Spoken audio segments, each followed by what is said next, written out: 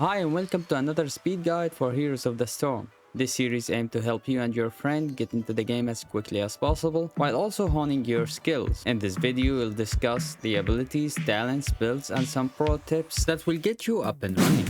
Like, come on, it's another AFK dude, let's just report him.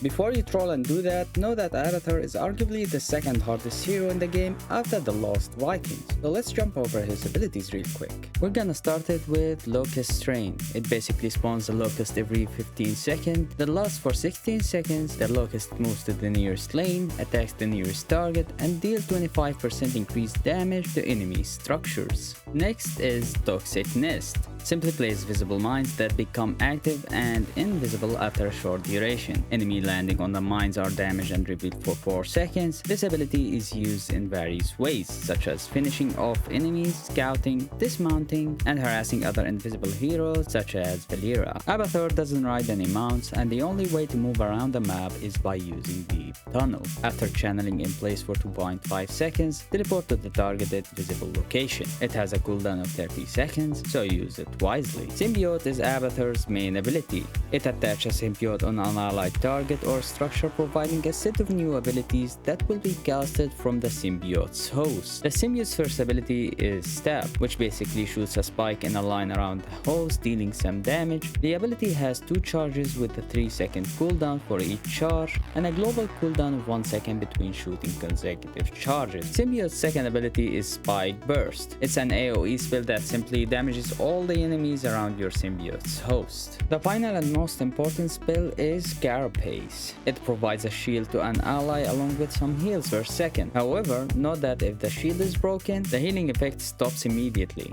As for the ultimates, Ultimate Evolution lets you clone an ally and control it for 20 seconds. The clone has 20% increased spell and attack power, and also has a 10% increased movement speed. However, it can't use its ultimate ability. It can be used to add extra damage, soak enemies' damage, or even provide an extra pop of healing. The other ultimate is Evolved Monstrosity, which turns any minion or locust into a huge monstrosity that acts just like any locust and start moving to the nearest lane. This bad boy gets 2% health and basic attack damage increase whenever an enemy minion dies near him, stacking up to 40 times. Toggling your ultimate ability immediately casts Symbiote on your monstrosity to control it, and can benefit from all Symbiote's abilities. 2 notes here. The first one is that the monstrosity has also the same deep tunnel ability we spoke about to move around the map, but it has 80 seconds cooldown. The second one is that the monstrosity actually heals for each minion killed near him. It isn't written in the description of the ability, but he just does. Abathur's game style changes dramatically based on talent choices and builds, so let's jump into it. Your game style depends highly on your first talent. Pressurized Glance makes using Spike Burst more feasible by increasing its range by 25% and reduces its cooldown by 1 second. If more damage is required and the comp only has a single DPS that might not do well against the enemy team, this might even the odds a little bit, along with other talents we'll discuss later on. As for the second choice, Envenomed Nest focuses more on your mine's strategy placement, as it increases the mine's damage by a massive 75% and reduces the enemy's armor by 10. It's perfect for finishing off enemies trying to run away, or by stacking the mines in one location, you can even one-shot an enemy trying to get an objective. If you find your team lacking heals, extra mitigation is required, or having squishy heroes like Tracer or Illidan, then Reinforced Carapace should be your go-to talent, as it increases the shield amount of Carapace by a huge 40%. I personally go for this talent whenever the comp is properly balanced. The last talent here is Survival Instincts. If the comp is lacking siege damage and or your enemy team have a lot of push heroes such as Ragnaros or Asmodan,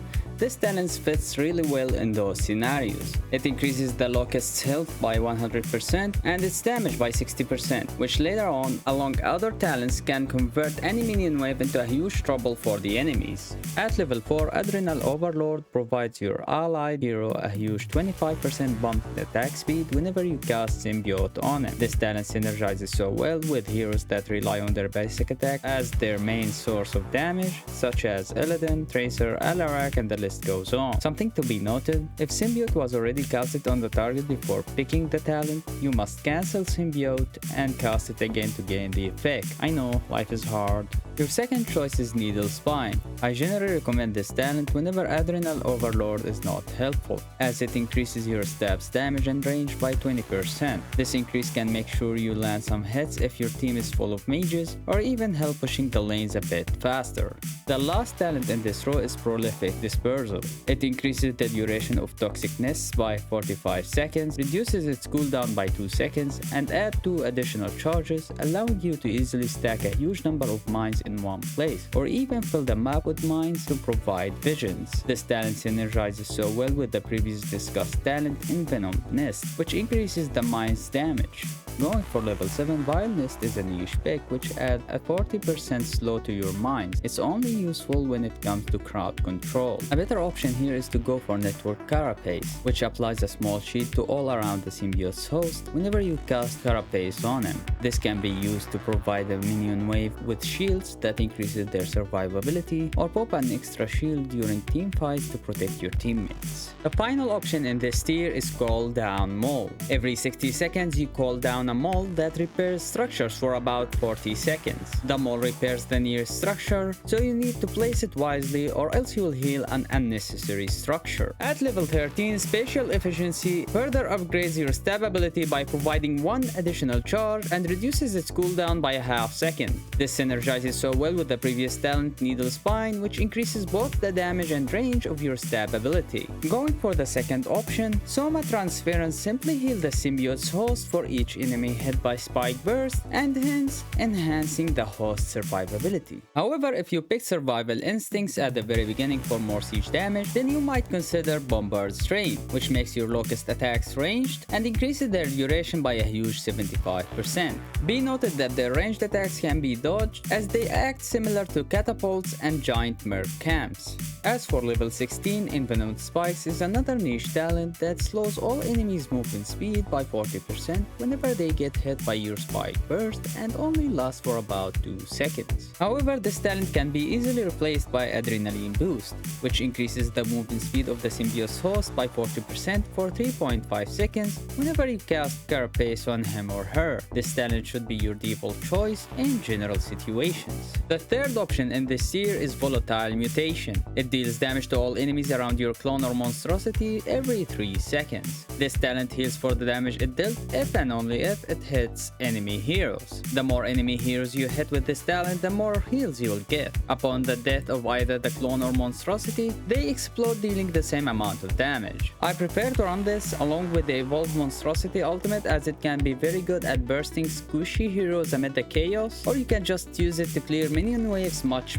faster. The last talent in this row is Locust Brood, which is another cooldown of 45 seconds. When activated, it spawns 3 locusts instantly at a nearby location. Great for siege damage build we spoke about earlier. Later on in the build section of this video, we'll discuss how to use it in combat in a tricky way. Reaching at level 20, Evolutionary Link increases the duration of your ultimate evolution by 50%, while also providing a shield to the hero you cloned equal to 35% of their maximum HP that refreshes every 5 seconds as long as the clone is alive. However, it is rarely to be used, as other talents can easily be a better option. The second choice is Evolution Complete, which basically increases your monstrosity's basic attack damage by 100%. This talent actually makes your monstrosity a frightening nightmare, as the damage it will deal is stupendous. Next is Hive Mind, one of the best talents that Abathur has, if not the best. Whenever you use Symbiote, it creates another symbiote on the nearest hero that mimics your abilities but does half the damage, heals, and shields.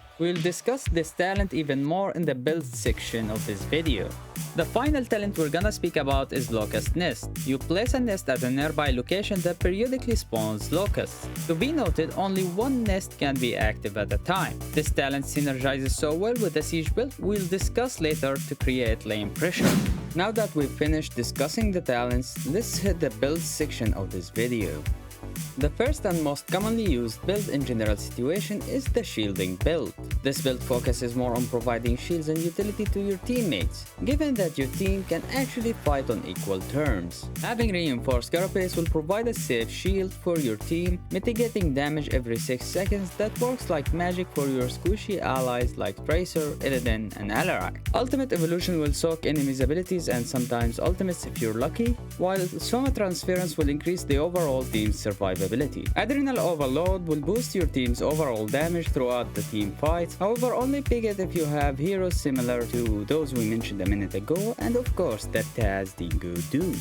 Adrenaline boost will give a huge movement speed to initiate a fight, dodge dangerous abilities, and finish off enemies running away. The bread and butter of this build is going to be Hive Mind. It will provide everything we spoke of to another ally, which will be problematic for the enemy team. The second build is a damaging build. If more damage is required, then maximizing stab damage will make sure you top the damage chart, especially when picking Hive Mind, which will double the amount of your stabs and spike bursts. Know that you can position where your 2 stabs are going to hit, so be mindful of your mouse position whenever you cast your stab ability. The only downside to this build is when the team can't make proper decisions like when to go in or out of the fight, which will make you lose a lot of DPS. Speaking about damage, some maps like Towers of Doom and Braxis Holdout might need a Toxic Nest build, which will secure some kills just before objective fights. It will also help by finishing off enemies running away. Lastly, we have the Siege build, which focuses more on your locusts, generally useful in large maps such as Warhead Junction or Blackheart's Bay, where you will get little to no attention. Casting Locust Nest on one of the lanes will create constant pressure for the opposing team, and when the minion wave is close to their base, just tunnel through, place Locust Brood, and watch their siege fall down. To execute those builds perfectly, you will need some tips and tricks that will improve your overall gameplay. As for the siege build, you can use your mines to provide a small vision for you to de-tunnel. This can be used to tunnel behind enemy towers by placing your mines correctly on the far edge of the tower. Most probably enemies won't notice the mine has been placed and the stage is set for a huge siege. Whenever you feel safe and your abilities are ready, you will go at the mine's location, place your Locust Nest, use your monstrosity on one of the locusts to tank the tower, teleport back to base, and cast Symbiote on your monstrosity to enhance it with shields and further damage the tower even more.